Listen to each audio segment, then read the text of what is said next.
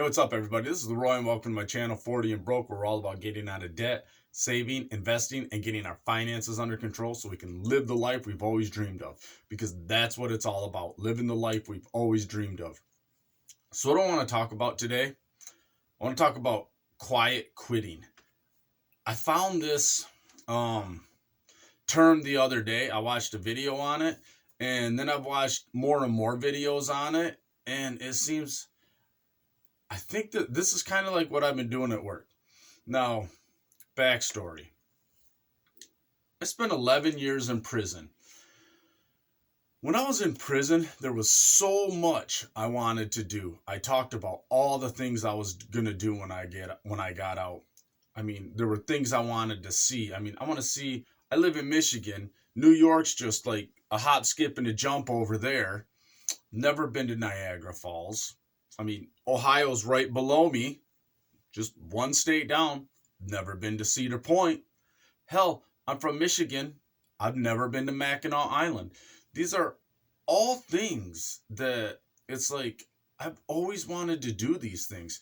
I mean, I sat in prison for 11 years and I watched all the stuff on TV.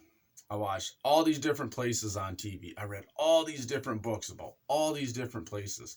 And there were so many places that I wanted to go. I've done none of it. None of it. Very little. I mean, I have seen a handful of things, but it's like very little. I haven't done none of the stuff that I claimed I wanted to do. I haven't seen any of the stuff that I claimed I've wanted to see. You know, I said I wanted to go see the mountains out west. Haven't done it. And why? Why? You know, what stops me from doing this? I understand it's like I've got a family and I've got responsibilities, and a lot of that is what holds me here. But even in my family, we talk about doing stuff and it never gets done. Because why? And that's what I'm wondering. So I started watching this video, and they were talking about quiet quitting your job. And lately, I've had that feeling. It's like, why? Like I said, why? I'm not doing anything. All I'm doing is working. I'm working 50-hour weeks, 60-hour weeks. What's it getting me? Last week, I had 3 days off. 3 days off. And I get paid every other week. And my paycheck was still 80 hours. 80 hours with 3 days off. All I do is work. I work. I come home. I eat. I do a little bit of stuff to make it easier on my wife. And then I go to bed and I'm back up the next day and I'm doing it again. And I'm over it. I'm over it. So I've learned this quiet quitting, and it's a term for something I've probably been doing for maybe a year. Not quite, I'd say not quite a year, because 6 months maybe. But I had an eye opener at work, and I'm not really going to get into the details. I don't want to talk about my job too much, but I'm a truck driver, and so I work a lot of hours. Even my regular days are going to be long hours. But what I've decided to do is I cut back. I don't do extra. Quiet quitting means that's it. You don't do extra. It's literally the exact opposite of the hustle culture. The hustle culture, which was go to work, work hard, climb up that corporate ladder, you know, and make a bunch of money. And this is not it. You know, I do basically enough to not get fired. And I want to say I probably do a little more than that, but I don't go out of my way to do extra anymore.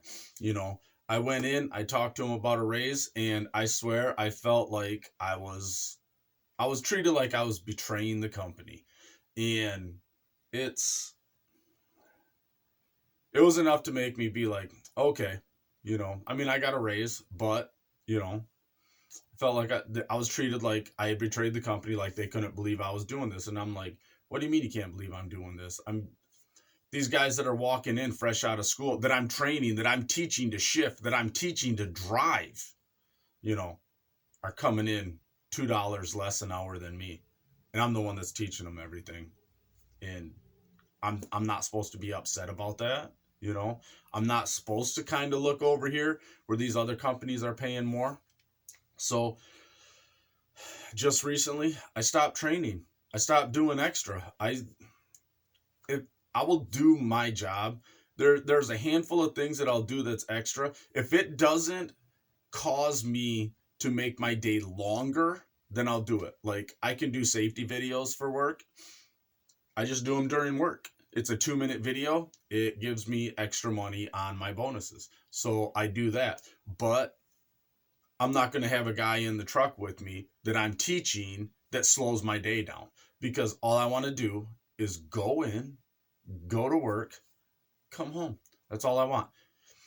I don't want to work extra. I don't want to do extra. I'm basically checked out. My body's there, but my mind's not. I don't care about the politics that happen at work. I don't care about none of it. So I just want to come home and I want to work on my stuff.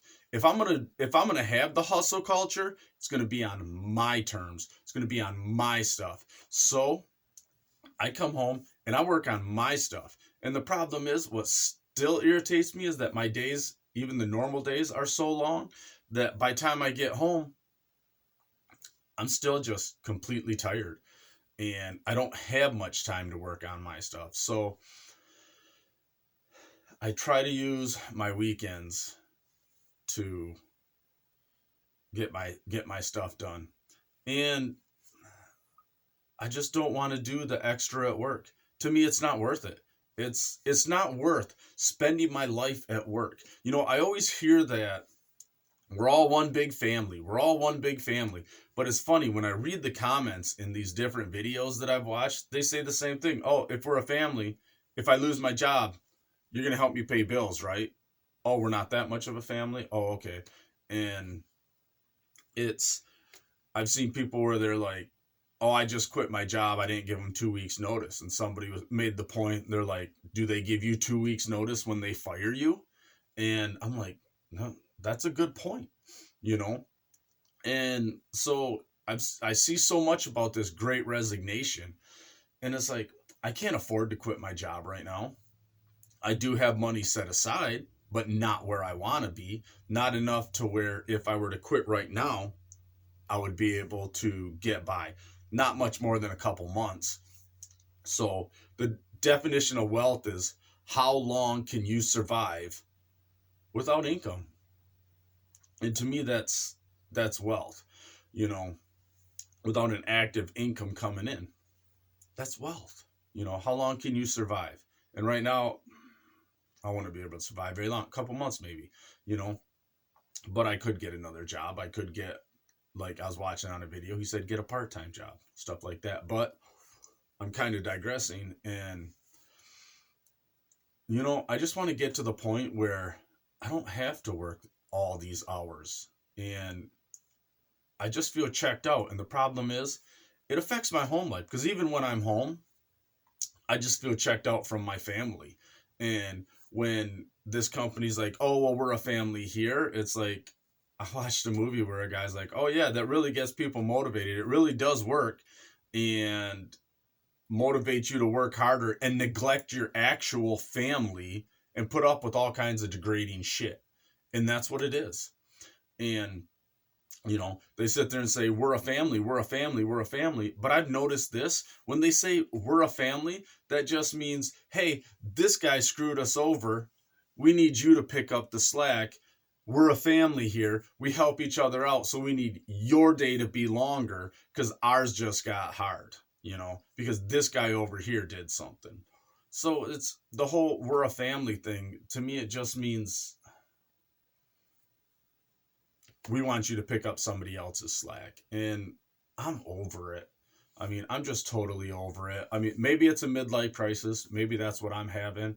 But you know what? There's stuff I want to do. There's stuff I want to see. And it don't involve working like crazy. You know, I want to punch in at 8 o'clock when I'm supposed to be there, and I want to be gone when I'm supposed to be gone. You know, if I'm supposed to work 8 hours, I want to work my 8 hours, and work my 9 to 5 at 5:01. I'm on the road. I'm heading home because work is no longer going to consume me. So that's the point I've gotten at. I mean, granted, I'm still going to have to work long hours because I'm a truck driver, but I'm not doing the extra. I'm overdoing the extra. I have basically checked out. To me, it's like everybody asks me, they're like, what are you doing? I'm like, hey, I'm living the dream. And they're like, oh, are you living your dream? No, I'm living somebody else's dream, because that's what this company is. This company is somebody else's dream. Because people will be like, oh, in your truck. I'm like, that's not my truck. That's the company's truck. That's so-and-so's truck. He owns that truck. I don't own that truck. I own nothing here. This has nothing to do with me. I want to come home and I want to work on my stuff. And I want to get my stuff going. And I really like this concept, and it put a name to what I've been doing. Basically, you always hear people, it's like, oh, it's just these guys are slacking, or these guys are this, these guys are that. And no, I don't see it as that anymore. I just see it as they're not going to kill themselves for a company that will replace them tomorrow. And that's exactly what it is. I've seen it. I've seen it at where I work. The guys that have been there for years, boom, they're gone. They're getting replaced by somebody else. Why? Because they did something wrong. And I guess if that's how family is, then I don't know. But I just like this concept of quiet quitting. No more working hard. I'm not going to kill myself to build somebody else's dream. If I'm going to kill myself and work hard, it's going to build my dreams. It's going to be to do what I want. So that's why I just wanted to come and talk about. I wanted to talk about this concept of quiet quitting. If you can't get into the Great Resignation to where you quit your job, see if quiet quitting's for you. So, all right, everybody. Hey, have a good one out there.